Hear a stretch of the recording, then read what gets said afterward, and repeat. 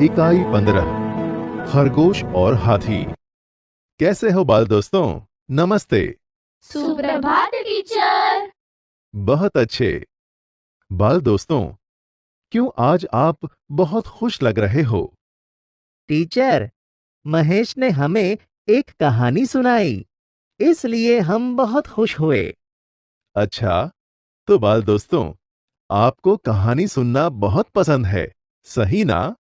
हाँ टीचर, हमें कहानी सुनना बहुत पसंद है। तो चलो, आज मैं भी आपको खरगोश और हाथी की एक कहानी सुनाता हूं। आप सब ध्यान से सुनना। एक जंगल में एक सरोवर था। सरोवर के किनारे गीली जमीन थी। वहां बहुत से खरगोश रहते थे। खरगोशों के बिल जमीन के अंदर थे। वे दिन भर इधर उधर कूदते रहते, नरम नरम घास खाते, रात को अपने घरों में सो जाते। वे सब बहुत प्रसन्न रहते थे। उसी जंगल में कुछ हाथी आ गए। हाथियों के झुंड में कुछ शरारती हाथी थे। वे अपनी सूंड से छोटे छोटे पेड़ तोड़ देते, पौधे कुचल देते। हाथियों के बच्चे खेल खेल में एक दूसरे से लड़ते। कभी एक छोटा हाथी नीचे होता, कभी दूसरा।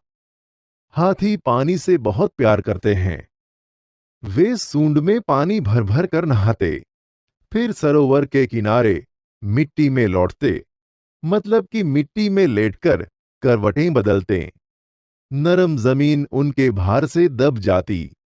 साथ ही कई खरगोश परिवार भी दब जाते। इससे खरगोश बहुत दुखी थे। खरगोशों के सरदार ने एक उपाय सोचा। कुछ चुने हुए खरगोशों के साथ वह हाथियों के सरदार के पास गया।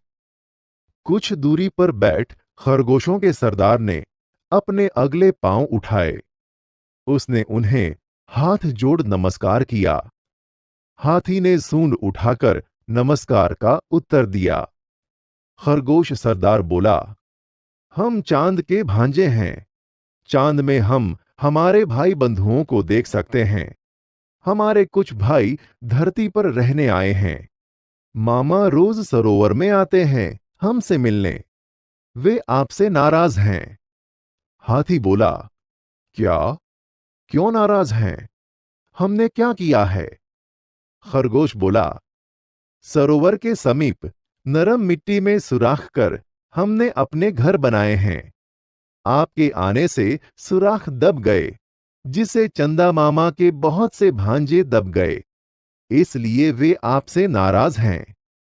खरगोश आगे बोला, वे रात को सरोवर में आएंगे और उन्हें देखकर अच्छा नहीं लगेगा। रात हुई। पूर्णमासी का चांद निकला। हवा तेज थी। सरोवर में हल्की हल्की लहरें उठ रही थीं।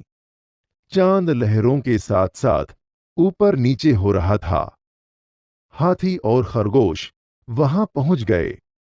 खरगोश बोला, देखिए महाराज, चंदा मामा गुस्से से कांप रहे हैं। आप जल्दी यहां से दूर चले जाएं। लगता है मामा बहुत नाराज हो रहे हैं। हाथियों के सरदार ने अपने झुंड की तरफ देखा। सभी डर गए थे। सरदार ने अपनी सूंड ऊपर उठाई। सभी हाथियों ने ऐसा ही किया।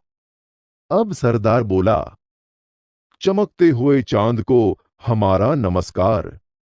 हम अपनी गलती मानते हुए आपसे क्षमा मांगते हैं। आप हमें क्षमा करें। हम अभी दूसरे जंगल में चले जाते हैं।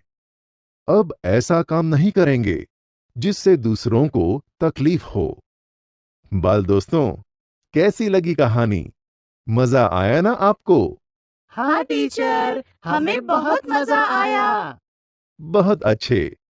बाल दोस्तों, खरगोश एक छोटा सा जानवर है और हाथी बहुत बड़ा जानवर है।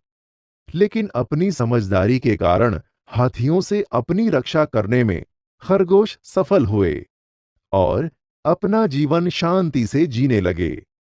बाल दोस्तों, समझदारी से बड़ा कार्य भी सफल हो सकता है। दूसरों को तकलीफ हो, ऐसे कार्य हमें नहीं करने चाहिए।